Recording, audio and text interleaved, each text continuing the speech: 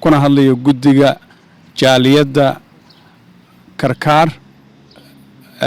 waxaan galabta isugu yeeray bahda miidiyada annagoo rabna inaan la wadaagno arrintii guddigu uu isu xilqaamay arrintaas oo ahayd masiibadii ka dhacday magaalada Qardho isu taagideeda iyo hawshaas oo ahayd hawl u baahnayd in dadka walaalaheena lala garab galo waxaan jeclahay aan idin baro dadka gadaasheeda fadhiya oo ah guddigii hawshaas soo qaban qaabiyay ururiyana dhaqaale aad u badan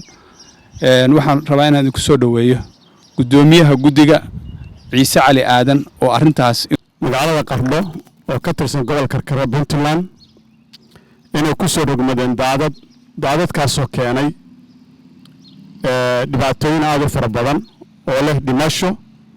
oo leh burbur dhaqaale oo leh baraka anoo ka faa'iideysanaya marka fursadan kuna hadlaya magaca jaaliyadda iyo guddiga waxaan rabaa inaan halkan tacsi uga diro qoysaskii ay ehladooda ku geeriyootay iyo kuwii ku dhaawacmay iyo kuwa waaye dadkii ay jeclaayeen waxaan leeyahay kuwa dhintayna allaha u naxariisto kuwa dhaawaca iyo kuwa dadkooda waayena waxaan ilaahay uga baryayaa inay ilaahay culayska ka qaado intaa kadib waxaan rabaa halkan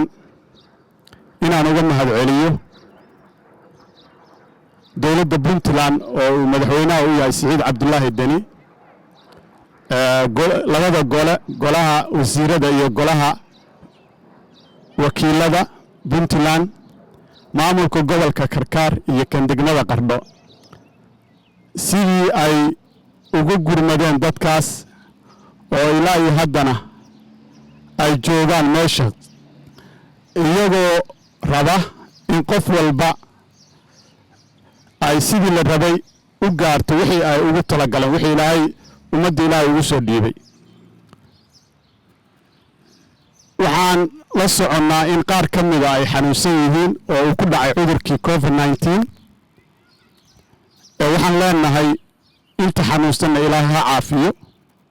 inta caafimaadka qabtana waxaan ilaahay uga baryaynaa inuu ilaahay cudurka ka badbaadiyo waxaan kaloo rabaa inaan halkan uga mahadceliyo Burhaan Boqor Muuse iyo uqaasha iyo odayaasha gobolka Karkaar kuwaasoo tan iyo maalintii dhibaatadu dhacday u taagan in ay dadkaas wax u qabtaan waxaan leeyahay jazakallah khayr boqor adiga iyo odayaasha kaleba waxaan rabaa inaan iyagana u mahadceliyo guddigii loo sameeyay halkaas oo ah guddiga gargaarka magaalada Qardhood oo isugu jira xubno ka tirsan golaha dawladda culimo Soomaaliyeed oo gobolada Puntland caan ka ah ganacsato odayaasha iyo waxgaradka gobolka iyo degmada Qardhood iyagana hawshaas ballaaran ay u taagan yihiin oo ay har iyo habeen u soo jeedaan waxaan leeyahay jazakallah khayr waxa aad gudateen waajib idin saaran oo dadkiina iyo dalkiina halkan aan ku soo dhaweeyo gudoomiyaha guddiga dhaqaalaha Sharmaarke Cabdirasaaq Cilmi si uu noogu sheego dhaqaalihi aan ururinay iyo halkii dhaqaalahaas loo diro waa Sharmaarke Cilmi waxaan ka tacsiyeynayaa dadkii dhibku ku dhacay ee ku geeriyooday magaalada Qardho kadib markii ay ku soo fataheen daadadkii maartay masiibada ahaa intii dhimatay Ilaahay u naxariisto intii maartay dhaawacaan Ilaahay ha booga dhayo sidoo kale waxaan u mahadcelinayaa walaalada Soomaalida meel ay joogaanba oo ka qayb qaatay garab istaagii maartay walaalahood Qardho ee dhibaatada ku dhacday walaalayaal waxaan sameynay laba guddi oo maartay barbar socday guddiga koowaad wuxuu ahaa guddigii Soomaali weyn oo markaas dad badan oo Soomaaliya oo muxsiniina oo culimo iyo ikhyaarba leh ay markaas nagala qayb galeen oo na garab joogsadeen inaan maaragtay dhaqaale badan u helo ama dhaqaale fiican magaalada Qardho sidoo kale waxa jiray guddi uu oday u ahaa Ciise Cali Aadan oo markaas jaaliyada gobolka Karkaar gaar ahaan degmada Qardho iyaguna shaqo fiican bay qabteen haddii marka ka warramo guddiga jaaliyada waxay soo ururiyeen dhaqaale gaaraya $42,000 lacagtaas waa la diray oo hadda waxay ku jirtaa akoonka magaalada Qardho ee maartay dawladdu magacawday waxaana ku hagaajinay oo ku toosinay Sheekh Fuaad Maxamuud Xaaji Nuur oo ahaa gudoomiyaha maartay guddiga isaga iyo culimadii kale ee muddada dheer ka shaqeynayay hawlaha muxsiniinta hawlaha maartay samafalka ilaahay ka ajarsiiyo sidoo kale waxaan u mahad celinayaa anigoo ku hadlaya afka guddiga guud ahaan dadka Soomaalida ahaa ee runtii nagala qayb galay hawshaas ee muxsiniinta ahaa iyo maartay jaaliyada oo iyaguna shaqo fiican ka qabtay dawladda maartay iyo dawladda federaalka oo iyaduna ku deeqday lacag maartay 1 milyan mar labaad way mahadsan yihiin qof kasta oo ka qayb galay waa arrin ay Soomaalidu isku leedahay haddii meel dhib ka dhaco in maartay la caawiyo oo la isugu tago oo la garab joogsado shalay maanta Qardhay joogtaa shalayna Beledweyne ahayd Soomaalidu waatay maartay wada garab joogsadeen oo reer Qardho ka mid ahaayeen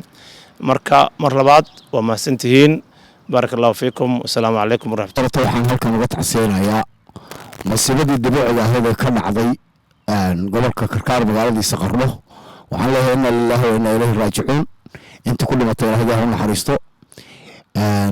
sabir iyo iimaan innaga iyo ehelkoodiiba sabir iyo iimaan Allah naga siiyo intii ku hanti beeshay ama magaranaysaa dhamajo kale tugaareen waxaan leeyahay Ilaahay bedel khayr qaba ha siiyo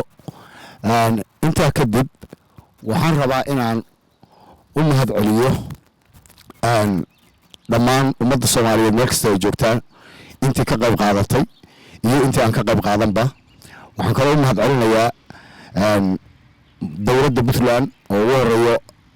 madaxweyne Saciid Cabdullaahi Deni iyo labadiisa gole iyo guddiga ka shaqeynayay hadda gacanta ku hayay oo ka samaysan gobolka oo dhaqaalaha ururintiisa iyo gaarsiinta dadka iyo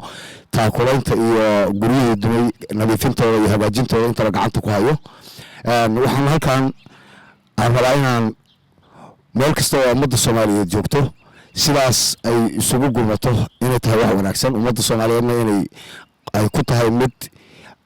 gobol iyo degmo iyo deegaan ayaan kala lahayn qof kasta oo Soomaaliya oo ka qayb qaatay waxa leeyahay taankiyo aad iyo aad baad mahad marka hore waxaan rabaa inaan halkan ka salaamo guddiga isu xilqaamay inay walaalahooda dhibaatadu ka soo gaadhay magaalada Qardho ay u gurmadaan iyagoo duruufo adag haddii ilaahayna ku shaqaynayay duruufahaas oo ah iyadoo lagu jiro xilli Ramadaan alxamdulilah Ramadaan dhib ma keenin wanaag mooyaane laakiin uu jiro cudurkan COVID-19 oo aad ugu baahay magaaladan Minneapolis guddiga waxaan leeyahay ilaahay ajar iyo xasanaad idinka siiyo duruufo adag baad ku shaqayseen aad iyo aad bayna u dadaaleen waana arrin loo baahnaa laa shukra cala waajib baa la yidhi waajib bay guteen marka xiga waxaan rabnaa inaan u mahad celiyo dowladda Puntland uu hogaaminayay madaxweynaha Saciid Cabdullaahi Deni oo runtii ilaa iyo maalinkii arrintaasu dhacday aan hawl aan kala go' lahayn ku haya gacantana ku haya kana haya doonayana inay dib ugu soo celiyaan nidaamkii iyo bilicdii magaalada Qardho ay lahayd aad baa u mahadsantihiin ajar iyo xasanaad Allah idinka siiyo waa waajib dastuuriya baad gudateen haddana waxaad u dhaarateen dadkiinii baad mataqaanaa u ordaysaan qaar u jiradeen qaarna haddii ilaahaydu mataqaanaa ay habeen iyo maalin u soo jeedaan aad baad u mahadsantihiin waxaan kaloo mahad u celinayaa mahad ilaah baa leh odayaasha oo hormuudka u yahay boqorku oo iyaguna runtii iska xil saaray boqor burhaan iyagana ajar iyo xasanaad allah ka siiyo culimada Soomaaliyeed oo nin walba leh oo habeen iyo maalin iyaguna u taagnaa oo hadeer wali u taagan iyagana waxaan leeyahay ajar iyo xasanaad allah idin saaro miisaanka xasanaadka allah idin ku daro bogaadin daraya walaalihii Soomaaliyeed ee sidii damqashada lahayd islaamnimada lahayd ay uga qayb qaateen fatahaadii ku dhacday ama ibtilaa'aadkii imtixaamaadkii ka dhacay magaalada Qardho waxaan si gaar ah ugu hambalyeeynaa walaalaha jaaliyadda reer Karkaar oo xilli dhib badan oo aanu shaqaynaynay si dhow noola shaqaysay annaga iyo guddigii uu hormuudka u ahaa Ciise Cali Aadan runtii waxaan u hambalyeynaa oo kaleeto walaal Abshir oo يعني meeshaan ugu casumay oo يعني maaragtay businesska xilli aad u adag oo aan la isu iman karin dadka reer Qardhood iyo dadkii kaleeto oo walaalaha ahaa oo magaaladan joogo inta badan ka shaqaynayay inay magaalada u nusreeyaan sidii guddigii uu hormuudka waa Maxamed Shaaciib oo kaleetona aad baan ugu hambalyeeynaa ilaahay waxaan ka baryayaa ibtilaa'aadka iyo imtixaanaadka dhacay in Ilaahay subxaanahu wa ta'aala magaalada u boogadhayo dadka reer Qardhoodna waxa la doonayaa inay ka faa'iideystaan jaaniskan oo aysan ku dhammaan hawshu sida hadda u socoto laakiin biyo xireen la sameeyo oo dhulkii maartay sidiisii aan laga dhigin waxa la Maxbashire Ahmed Maxbashire Dhagoor Libaax waxaan ka soo hadlayaa magaalada la yiraahdo Minneapolis Minnesota waxaan halkaan uga tacsiyanayaa ummadii masiibada yareed qabsatay ilaahay wax waa ka hayaay waxaas wax ka weyn baan halkaan uga tacsiyanayaa dadkooda ka dhintay eheladii dhimatay iyagana Allah u naxariisto intii wax gaartayna Ilaahay boogadhayo intii maalkooda ku rugmatayna Ilaahay waxa uga baryaa in si sahla Ilaahay ugu soo cesho noloshoodii nolol maalmoodkoodii Ilaahay ugu soo cesho waxaan kaloo halkaan mahad gaar u celinaya waftigii ballaarnaa oo Saciid Cabdullaahi Dani oo hogaaminayay oo magaalada imaaday isagana mahad gaar u celinaya waxaan kaloo mahad kale u celinayaa isagana boqor Burhaan boqor Muuse oo sidoo kale isagana aad iyo aad uga soo qayb qaatay waxaan kaloo mahad kale u celinayaa maadaama aan Minnesota joognay ummadda Soomaaliyeed oo nagala qayb qaadatay shaqadan aad u adag annagoo xanuun ka baqayna wax walba ka baqayna aan u magac dhignay inaan mataqaanaa aan hawshan galno oo ka qayb qaadano gabdhihii dhammaantood wax soo ururiyay iyo kuwii wax noo keenay iyo kuwii meel kasta nala istaagay waxaan mahad gaar u wada celinay